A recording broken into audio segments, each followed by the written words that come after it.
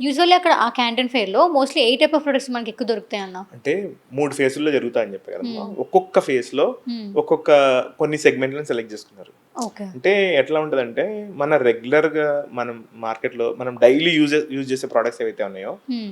నువ్వు జనరల్‌గా అంటే నేను అక్కడికెళ్ళొచ్చా కాబట్టి నేను ఈజీగా చెప్పగలుగుతాను. అవును.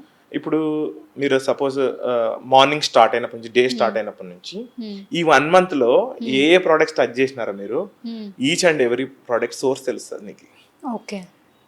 ఫ్రమ్ నీకీ ఎవ్రీథింగ్. అంటే ఇప్పుడు అవును. మార్నింగ్ టూత్ బ్రష్ దగ్గర నుంచి, ఎగ్జాక్ట్‌లీ. అవును. నువ్వు రెడీ అయ్యే కూమ్ దగ్గర నుంచి, మేకప్ బ్రష్ దగ్గర నుంచి, హ్మ్. ఈ నీకింకా అంటే టాయిలెట్‌లో ఉండే ట్యాబ్స్ దగ్గర నుంచి, కిచెన్‌లో హ్మ్. వాడే యుటిలిటీస్ దగ్గర నుంచి, ఈచ్ అండ్ ఎవ్రీథింగ్ నీ డే స్టార్ట్ అయ్యి ఎండ్ వరకు నువ్వు ఏ ఏ ప్రోడక్ట్ ఇస్తావో ప్రతి ప్రోడక్ట్‌కి సోర్స్ తెలుస్తది. ఓకే. వాళ్ళు ఇంకా ఏం చేస్తారంటే, అక్కడ మెయిన్ ఏందంటే, ఎక్కువ అంటే హ్యూజ్‌గా మనం అంటే ఎక్కువ క్వాంటిటీస్ చేయగలిగే ప్రొడక్ట్స్ ఎక్కువ చేస్తారు. హ్మ్.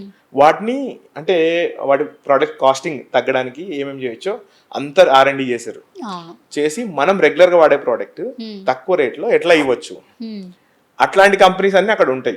నైస్. సో, అవును. లక్కీగా ఏమైపోతాదంటే ఇప్పుడు నేను ఇంకోటి చెప్పాను కదా ఇందాక, డిఫరెంట్ డిఫరెంట్ కంట్రీస్ నుంచి రావడం వల్ల, కరెక్ట్. అవును. అక్కడికి రావడం వల్ల, వాళ్ళకి వీళ్ళు ప్రోడక్ట్ తయారు చేయడం వల్ల, హ్మ్. ఇప్పుడు మన స్టాండర్డ్ ఒకటి ఉంటది. హ్మ్. యూరోపియన్ స్టాండర్డ్ ఒక రకం అవును. ఉంటది. ఆస్ట్రేలియన్ స్టాండర్డ్ ఒక రకం ఉంటది. కరెక్ట్. అవును. సో, నీకు డిఫరెంట్ డిఫరెంట్ ప్రొడక్ట్స్ వాటి మోడల్ ఎట్లా ఉందో కూడా తెలుస్తది. ఓకే.